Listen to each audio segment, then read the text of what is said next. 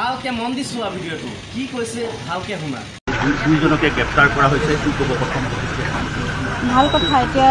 তদন্ত ভালকৈ আৰম্ভ হ'ব মই ভাবিছোঁ আৰু গোটেই কথাখিনি উলিয়াওক তেওঁলোকৰ পৰা কি হৈছিলে আমাকো জানিবলৈ লাগে সেই কথাটোৱে বহুত অশান্তি দি আছে মানে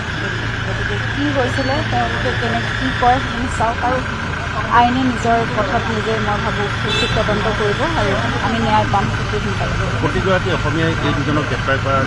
দাবী উঠি আছিলে আৰু আজি আদ্য স্বাৰ্থৰ দিনটোত আচলতে তেওঁলোকক গ্ৰেপ্তাৰ কৰিছে এইটো অসমবাসীৰ বাবে এটা প্ৰত্যেকে বিচাৰি থকা এটা খবৰ আৰু বাকীসকলকো গ্ৰেপ্তাৰ কৰিব লাগে বা যি ন্যায় আচলতে আন্দোলন চলি আছে সকলোৱে সেই কথাই কৈছোঁ মই অতি শীঘ্ৰেই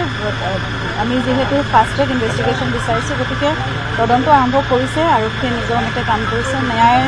ব্যৱস্থা মই ভাবিছোঁ সেই ইমান সবল ব্যৱস্থা আছে আমাৰ ভাৰতত গতিকে আমি সোনকালে ন্যায় পাম উচিত তদন্ত হওক তেওঁলোকে নিজৰ মতে কাম কৰক আমি মাত্ৰ সকলোৱে সহযোগিতা কৰিব লাগে। मैम दो लोगों को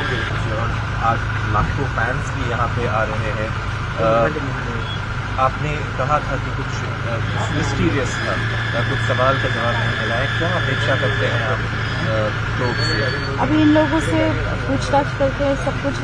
निकालना चाहिए एक्चुअली क्या हुआ था we have to know that and that's the investigation is on so law will take its own way and it will proceed that way so we all should cooperate.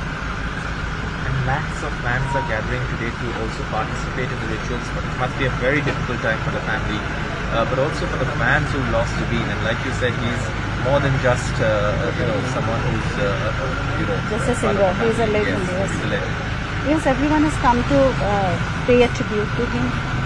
show their love shower their blessings for his journey to the other world so we all will pray together keep your faith in your legal system so we will get the justice very soon that's my faith also. দুইজনকে গ্ৰেপ্তাৰ কৰা হৈছে কি ক'ব প্ৰথম ভাল কথা এতিয়া তদন্ত ভালকৈ আৰম্ভ হ'ব মই ভাবিছোঁ আৰু গোটেই কথাখিনি উলিয়াওক তেওঁলোকৰ পৰা কি হৈছিলে আমাকো জানিবলৈ লাগে সেই কথাটোৱে বহুত অশান্তি দি আছে মানে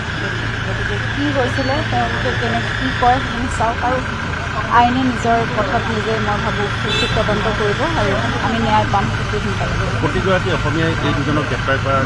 দাবী উঠি আছিলে আৰু আজি আদ্য স্বাৰ্থৰ দিনটোত আচলতে তেওঁলোকক গ্ৰেপ্তাৰ কৰিছে এইটো অসমবাসীৰ বাবে এটা প্ৰত্যেকে বিচাৰি থকা এটা খবৰ আৰু বাকীসকলকো গ্ৰেপ্তাৰ কৰিব লাগে বা যি ন্যায় আচলতে আন্দোলন চলি আছে সকলোৱে সেই কথাই কৈছোঁ মই অতি শীঘ্ৰেই আমি যিহেতু ফাষ্ট ট্ৰেক ইনভেষ্টিগেশ্যন বিচাৰিছোঁ গতিকে তদন্ত আৰম্ভ কৰিছে আৰক্ষীয়ে নিজৰ মতে কাম কৰিছে ন্যায় ব্যৱস্থা মই ভাবিছোঁ সেই ইমান সবল ব্যৱস্থা আছে আমাৰ ভাৰতত গতিকে আমি সোনকালে ন্যায় পাম।